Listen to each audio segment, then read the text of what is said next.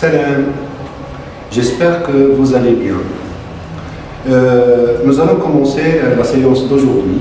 C'est une séance de vocabulaire, mais nous allons enchaîner avec la séance précédente, la lecture-compréhension.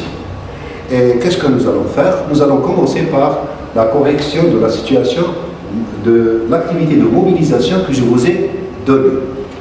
Un rappel sur cette activité. Activité de mobilisation, l'objectif argumenté en présentant des explications, la consigne, tu veux t'engager dans une campagne de sensibilisation en faveur de l'environnement. Quels sont tes objectifs?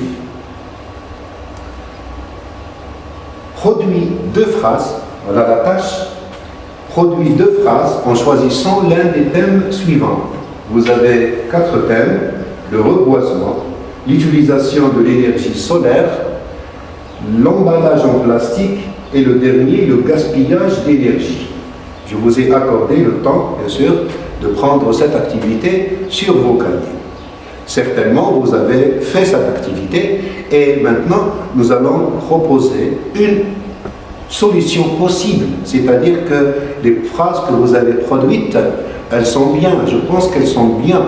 Et moi, je vous propose des propositions, d'accord? C'est-à-dire pour vous guider dans l'amélioration des productions que vous avez déjà faites.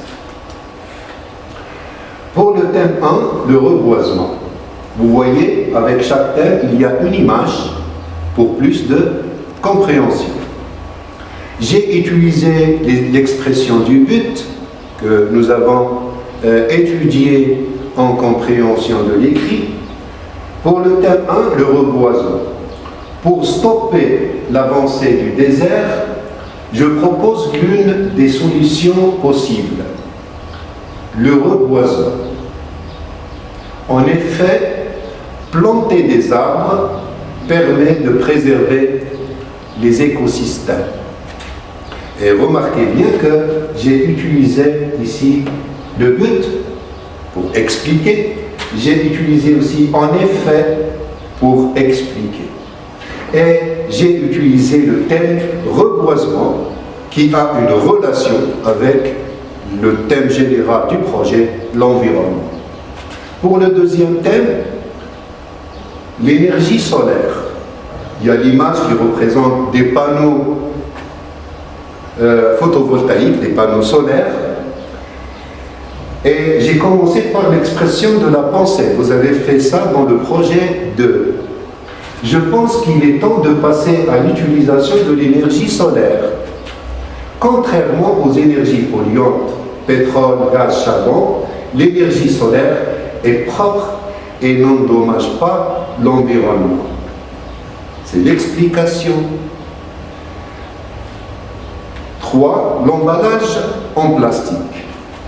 L'emballage plastique ne disparaît pas facilement dans la nature. On peut le remplacer par d'autres produits d'emballage qui soient en faveur de l'environnement. Dans la compréhension de l'écrit, nous avons vu qui, le pronom relatif, qui est suivi de subjonctif. Et quand il est suivi de subjonctif, qui exprime le but. Vous voyez qui ici? Qui? Et vous voyez soit. C'est quel auxiliaire et c'est quel mode? C'est l'auxiliaire être et c'est le mode subjonctif. Le dernier maintenant argument, la dernière production, porte sur le gaspillage d'énergie. Dans nos foyers, on gaspille énormément d'énergie. Pour alléger les coûts des factures de consommation de cette énergie et pour agir en éco-citoyen, il est possible de changer nos habitudes de consommation. J'attire votre attention sur le pour, but, et le pour qui exprime le but. Donc, nous avons vu l'expression du but dans la compréhension de l'écrit et nous avons mobilisé, nous avons réutilisé ces expressions dans des productions personnelles.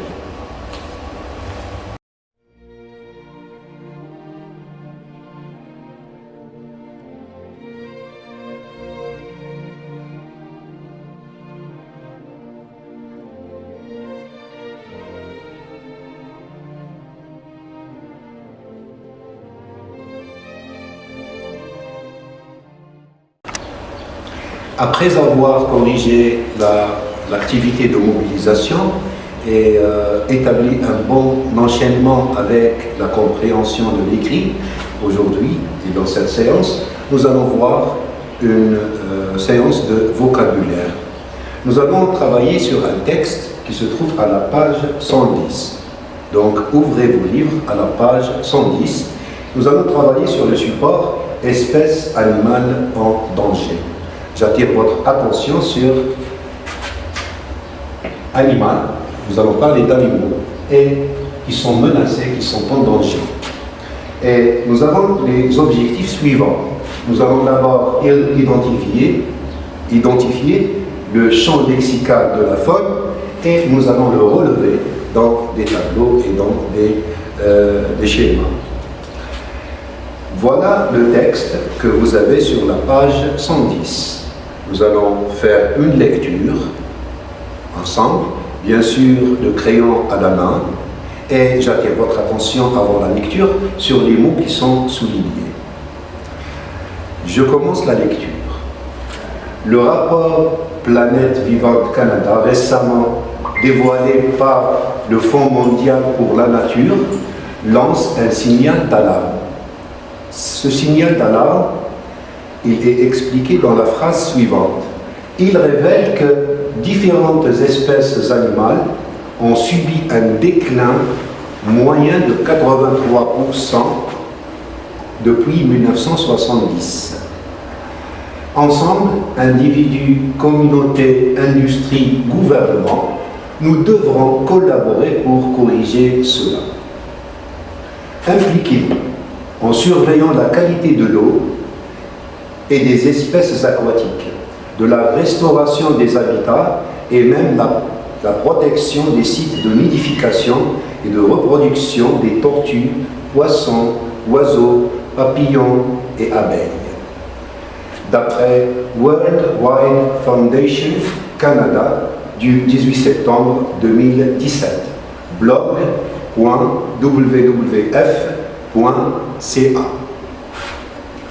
Maintenant, le mot souligné déclin, ça c'est la définition du dictionnaire Robert. Déclin, c'est-à-dire baisse, c'est-à-dire diminution. Le contraire, c'est augmentation, une hausse. Avant d'aller vers le vocabulaire, j'aimerais bien vous poser des questions de compréhension du texte. Et nous allons apporter des réponses comme ça, directement, sans aller vers l'écriture. En quoi consiste ce signal d'alarme? Qu'est-ce que c'est que ce signal d'alarme? Ce signal d'alarme, c'est la baisse du nombre d'animaux et d'espèces animales dans le monde. C'est ça, le nombre des animaux diminue, chute, baisse, et ça c'est déjà un signal d'alarme, c'est un danger, qu'il faut éviter. Et à quel mode est utilisé le verbe souligner? Justifie ce choix. Voilà le deuxième paragraphe. Impliquez-vous en surveillant la qualité jusqu'à abeille. Le verbe impliquez-vous, il est au mode impératif. Il est au mode impératif. Comment on va justifier ce choix? Pourquoi l'auteur a préféré l'utilisation de ce mode dans ce texte? N'oubliez pas, nous sommes dans le texte argumentatif. Et le texte argumentatif, c'est un texte qui agit sur l'autre, c'est-à-dire il vise le changement de certains comportements. Il encourage aussi à prendre des initiatives, des actions. Pourquoi? Pour protéger justement ces espèces animales menacées. Donc, l'auteur nous demande de nous engager, de nous impliquer dans la protection de ces animaux qui sont menacés de disparition les tortues, les poissons, les oiseaux, les papillons, les abeilles. Et ce texte-là, c'est un appel, c'est une incitation à prendre des initiatives en faveur de l'environnement. Commençons maintenant par les activités de vocabulaire. La première activité, regardez bien l'objectif que nous allons réaliser. Identifier le champ lexical de la faune. Ça se trouve dans le texte. Et la consigne attribue à chaque animal le nom cité dans le deuxième paragraphe du texte. Dans le deuxième paragraphe, il y a des noms d'animaux qui sont cités. Vous allez les attribuer aux images que vous allez voir maintenant. Voilà. Dans le deuxième paragraphe, vous avez déjà ce paragraphe sur votre manuel. Il y a des noms cités. Relevez ces noms-là et attribuez à chaque image le nom qu'il faut.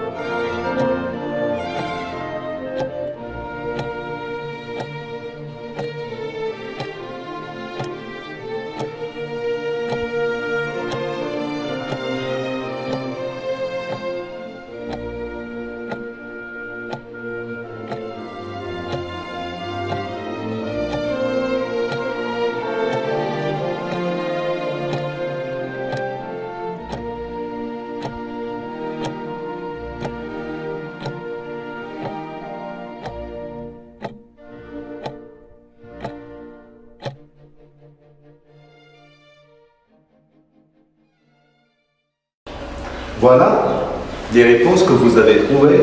Nous avons poisson, oiseau, abeille, tortue et papillon. Et ce sont des espèces fragiles, faibles, qu'il faut protéger. On passe maintenant à l'activité 2. L'activité 2 vise un objectif précis. Distinguer entre mots de sens général et mots de sens particulier. Je vais vous donner des exemples sur les mots de sens général et les mots de sens particulier. Je vais sortir du cadre textuel et je vais vous donner des exemples que vous connaissez tous. Par exemple, quand on dit voiture, camion, motocyclette,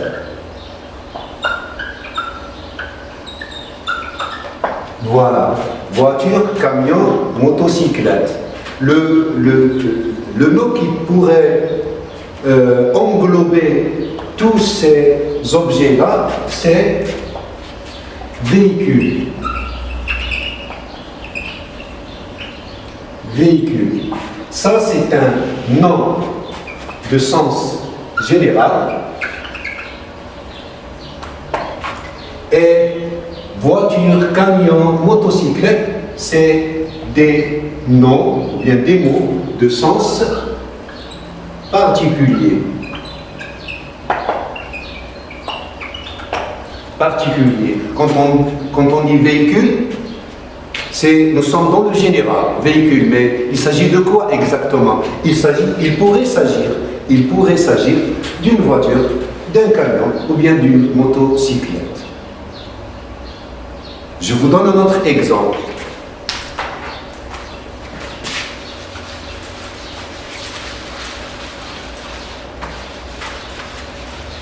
Maintenant, l'exemple, je vais partir du particulier vers le général. Je vais vous donner des noms. Nous avons par exemple le nom Rose. Nous avons le nom Lila. Et nous avons le nom de Marguerite. Je sais très bien que vous avez trouvé la réponse. Ce sont des noms de plantes. Et ce sont des noms de fleurs. Fleur, c'est le nom générique ou bien de sens général. Rose, lilas, marguerite, ce sont des mots de sens particulier, donc général, particulier. C'est ce que vous allez faire dans cette activité. Vous avez des noms de sens général, mammifères, poissons, oiseaux, reptiles. Et vous avez un ensemble d'images, beaucoup d'images. Vous allez placer ces mots-là, de sens particulier, dans les catégories de mots de sens général, mammifères, poissons, oiseaux. Je relis la consigne. Place chaque animal menacé de disparition dans la classe animale à laquelle il appartient. Mammifères, poissons, oiseaux, reptiles. La durée de cette activité, c'est 8 minutes et le support, c'est un ensemble d'images. Mais avant d'aller aux images, il faut d'abord prendre ce tableau-là. Mots de sens général, mots de sens particulier. Mammifères, oiseaux, poissons, reptiles. Et les images que vous allez regarder, vous allez placer le nom de chaque animal dans la catégorie qui lui convient. S'il s'agit d'un mammifère, vous le placez ici. S'il s'agit d'un reptile, vous le placez dans cette ligne, et ainsi de suite. Prenez d'abord ce tableau-là.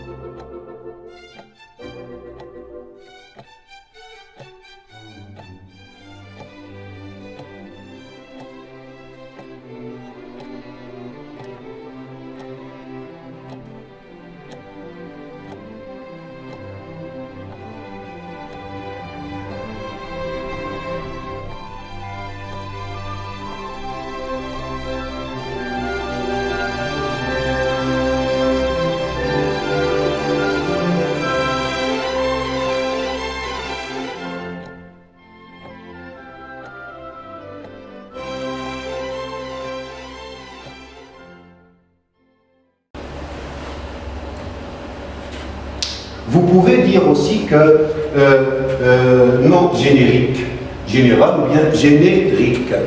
Maintenant, nous allons vers les images. Vous avez 10 images. Vous avez l'outarde, le pont d'Arrou, la colombe de Grenade, le crocodile de Cuba, le bouquetin, le thon rouge du Sud, la tortue rayonnée de Madagascar, l'ibis chauve, le gorille des montagnes et la loutre de mer. Ce sont des animaux qui sont menacés, qui sont en danger, d'accord? Donc, vous avez ici ces images-là. Vous allez prendre le nom de chaque animal et vous allez le placer dans la catégorie, dans le tableau que vous avez dessiné. Voici le corrigé de l'activité. Nous avons dans la catégorie mammifères, vous avez le gorille des montagnes, le bouquetin, le pandarou et la loutre de mer. Dans la catégorie oiseaux, nous avons l'outarde, l'ibis chauve et la colombe de Grenade. Pour les poissons, nous avons le thon rouge. Et pour les reptiles, nous avons le crocodile de Cuba et la tortue rayonnée de Madagascar. Donc, essayez maintenant de faire une comparaison entre ce corrigé et le travail que vous avez réalisé. Et essayez de corriger si vous avez fait des erreurs. Maintenant, nous allons passer à une troisième activité. L'objectif, c'est produire des antonymes. Les antonymes, ce sont les mots contraires. La consigne, à chaque action défavorable, une action favorable. Ça, c'est le titre de l'activité. À chaque action défavorable, c'est-à-dire une action qu'on n'aime pas, qu'il ne faut pas faire, il existe une action favorable, une action qu'il faut faire, une action qu'on aime. Donc, complète le tableau suivant. Et vous allez utiliser le dictionnaire. Je vous accorde ça. Et la durée de cette activité, c'est 8 minutes. Voilà l'activité maintenant. Action défavorable et action favorable. C'est-à-dire pour chaque action, vous allez trouver le contraire. Regardez bien, je vais lire. Et en même temps, vous allez porter ce tableau sur vos cahiers.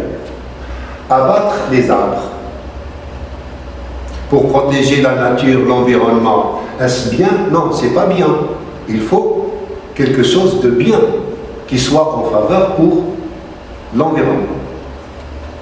Abattre les arbres, enfermer les oiseaux dans les cages, décourager les initiatives des verts. Vous voyez, le V, il est au majuscule, c'est-à-dire les associations qui protègent la nature, qui agissent pour la protection de l'environnement. Se ficher du développement durable. Encourager les marchands d'oiseaux.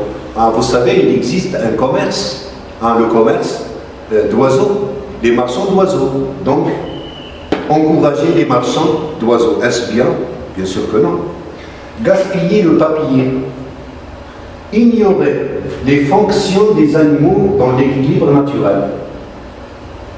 La dernière ligne, renier les droits des animaux. Vous savez, les animaux, eux aussi, ils ont des droits qu'il faut respecter, qu'il faut observer. Donc, essayez maintenant de trouver le contraire de chaque expression. De chaque expression.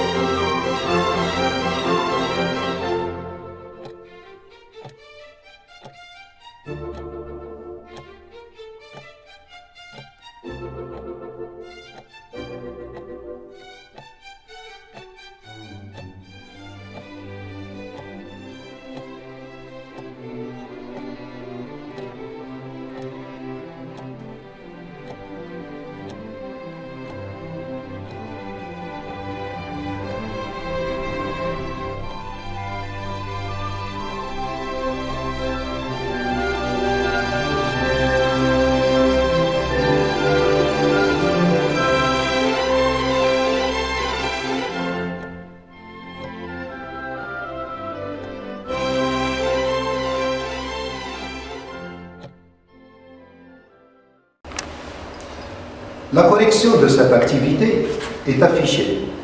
Abattre les arbres, reboiser, planter des arbres, enfermer les oiseaux dans les cages, libérer les oiseaux dans la nature, décourager les initiatives des Verts, encourager les initiatives des Verts. Ce fichier du développement durable, s'intéresser au développement durable, encourager les marchands d'oiseaux, punir les marchands d'oiseaux, gaspiller le papier, économiser le papier, ignorer les fonctions des animaux dans l'équilibre naturel, connaître les fonctions des animaux dans l'équilibre naturel, renier les droits des animaux, le contraire c'est reconnaître les droits des animaux. Et là, j'attire votre attention, cet exercice-là, cette activité, elle est très importante dans l'expression écrite, dans la production écrite. Vous allez écrire, produire un texte argumentatif en faisant comme ça. Il y a des choses qu'on n'aime pas et qu'on appelle défavorables, il y a des choses qu'on aime, qu'on appelle actions favorables. Donc la situation d'intégration de départ a besoin de ce genre d'idée.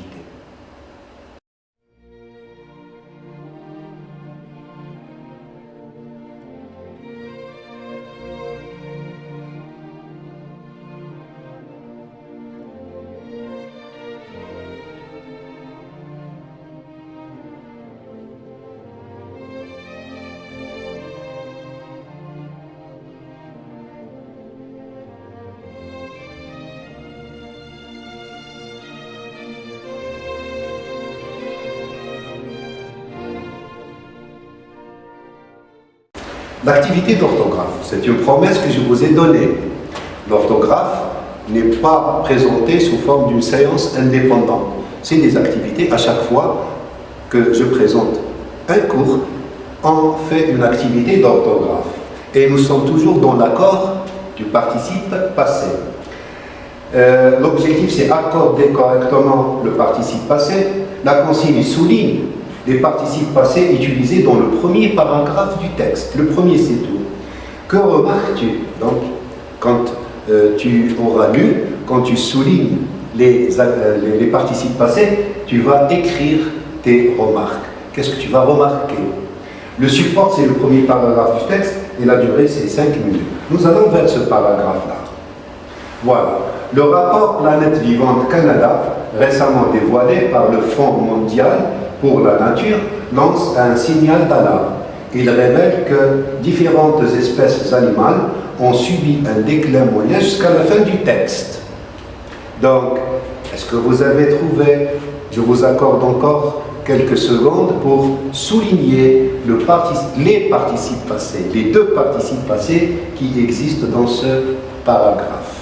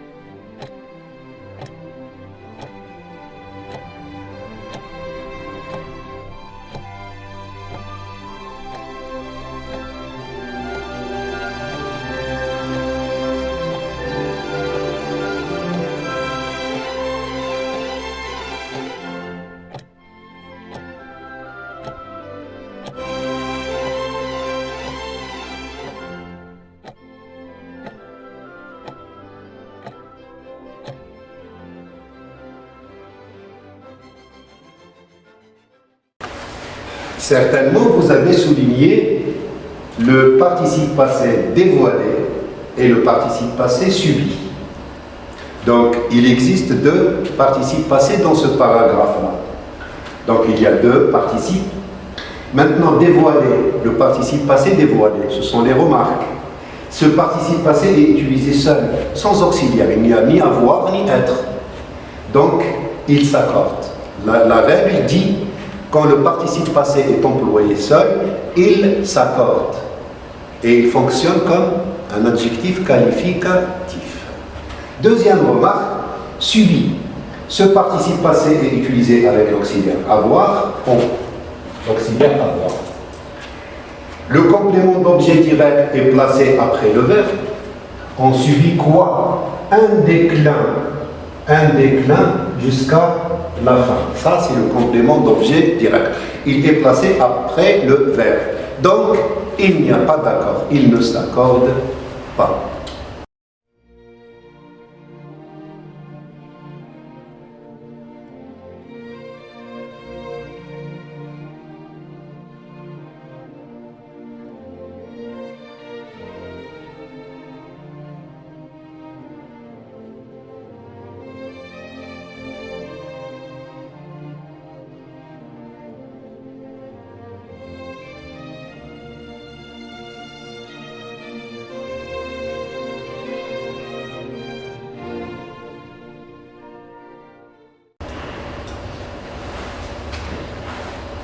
Finalement, à la fin de cette séance, nous allons finir par une activité de mobilisation. Ce que vous avez appris dans cette séance de vocabulaire, vous allez le réutiliser dans une situation de production. Objectif, produire des arguments en faveur des animaux en danger. Le thème, c'est des animaux en danger, mais nous sommes toujours dans l'argumentation. Donc, vous allez produire des arguments. Consigne. Produis 4 phrases dans lesquelles tu sensibilises le monde sur la nécessité de vivre en harmonie avec les autres espèces animales. Qu'est-ce que ça veut dire harmonie? C'est-à-dire en bonne relation, en accord, en bonne relation avec les espèces animales.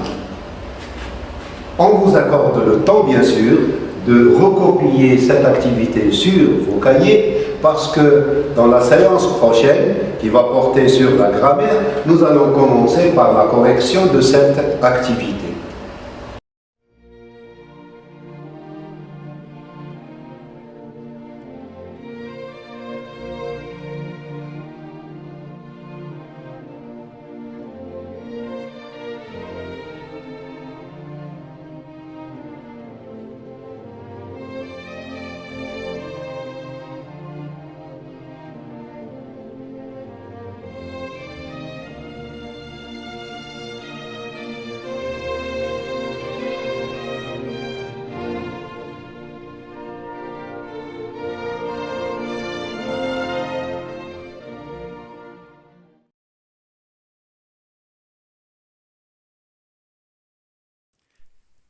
شكرا على المشاهدة.